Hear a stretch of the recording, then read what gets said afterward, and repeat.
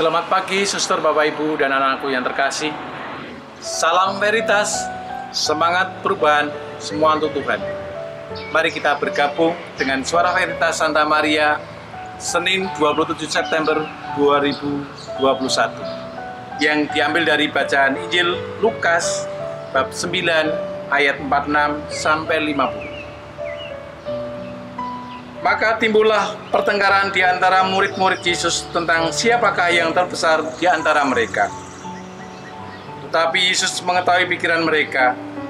Karena itu ia mengambil seorang anak kecil dan menempatkan di sampingnya dan berkata kepada mereka, "Barang siapa menyambut anak ini dalam namaku, ia menyambut aku. Dan barang siapa menyambut aku, ia menyambut Dia yang mengutus aku. Karena yang terkecil di antara kamu sekalian, dialah yang terbesar." Yohanes berkata, "Guru, kami lihat seorang mengusir setan demi namamu. Lalu kami cegah orang itu, karena ia bukan pengikutku." Yesus berkata kepadanya, "Jangan kamu cegah, sebab barang siapa tidak melawan kamu, ia ada di pihak kamu." Demikianlah sabda Tuhan. Terpujilah Kristus. Suster, bapak, ibu yang terkasih, dan anak-anakku yang terkasih, terkadang sebuah popularitas menjadi sebuah ukuran. Semakin terkenal, semakin popularitas seseorang, maka akan semakin mahal nilainya.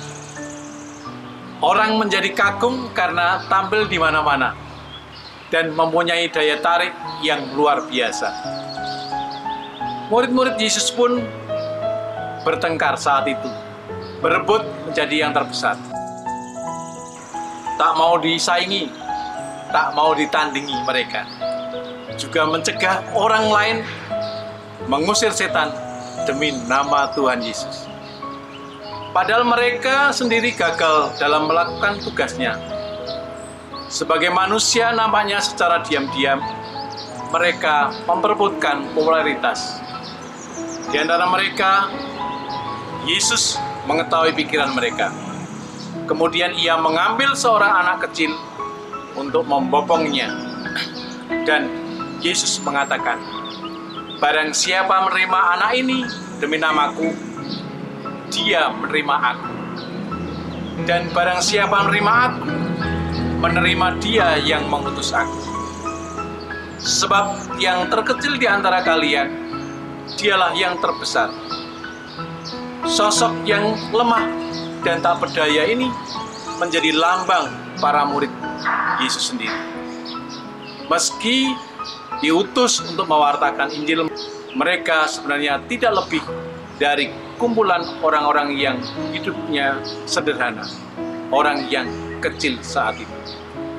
Sungguh tidak pantas kalau mereka berebut menjadi yang terbesar, karena kekuatan para murid tidak berasal dari diri mereka, melainkan dari Allah sendiri, Sang Pemberi hidup. Yesus mengajarkan bahwa kebesaran seseorang ditentukan bagaimana sikap hatinya. Bisa jadi mereka yang dianggap paling kecil di dalam kehidupan masyarakat, justru dialah yang paling banyak berbuat kebaikan dan membantu sesama di dalam hidupnya.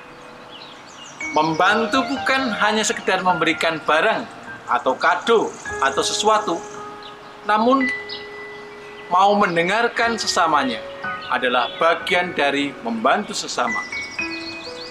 Seorang anak kecil akan lebih mudah diberitahu dan diberi pengertian tentang sesuatu, dan dampaknya akan besar untuk hidupnya, terutama masa depan.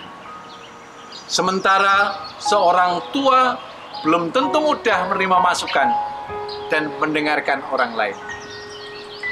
Seorang anak kecil mendengarkan orang lain dengan tulus.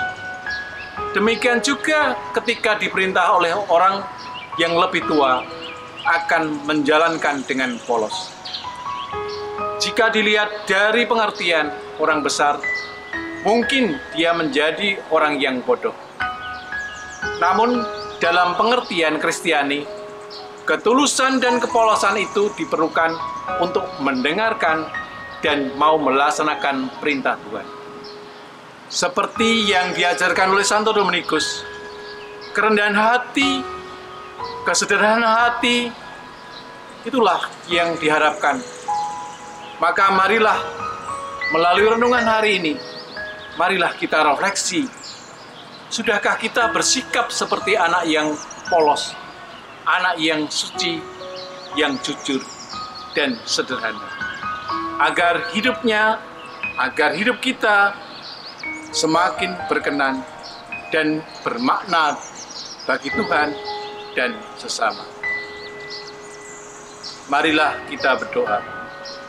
Dalam nama Bapa dan Putra dan Roh Kudus. Amin.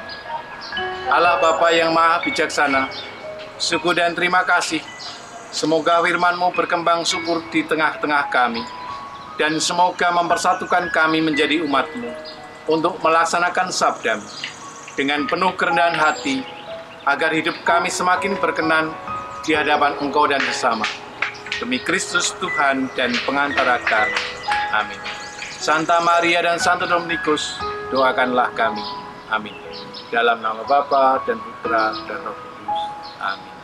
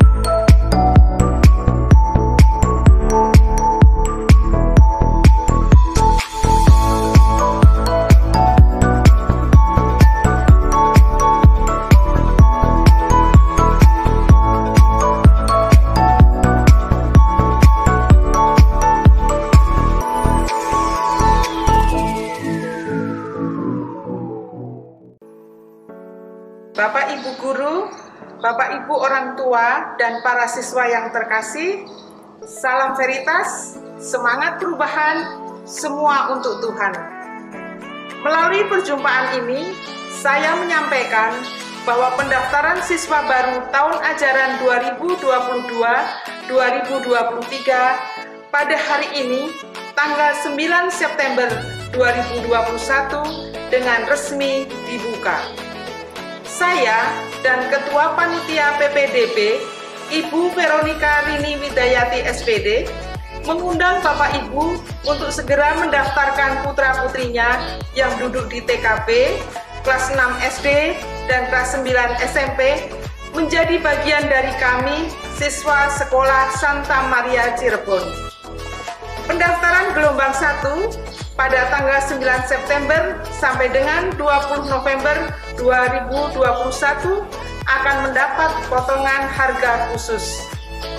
Mari segera bergabung di Santa Maria Rumah Kita.